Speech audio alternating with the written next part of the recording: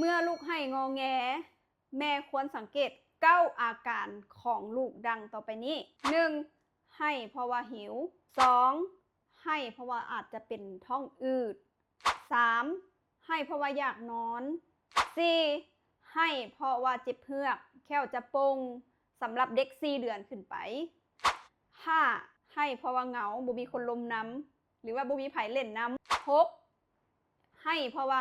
รู้สึกเมื่อยรู้สึกว่าร่างกายบ่สบายและข้อ7บางครั้งเขาเล่นเมื่อยแล้วก็ให้ก็มีและข้อ8ให้เพราะว่าเปียกส่งเปียกแพมเพิร์สเปียกหรือว่าแพมเพิร์สเต็มเนาะและข้อที่9ให้เพราะว่าย้อนสภาพอากาศก็มีเช่นว่าร้อนไปหนาวไปหรือว่าแมงไหม้กัดจังซี่แม่ควรจะสังเกตเบิ่งว่าเวลาลูกเฮาให้งอแงต้องสังเกตเบิ่งว่าย้อนหยังมันมีย้อนทุกครั้งเนาะบ่แม่นอยู่ๆแล้วลูกจะให้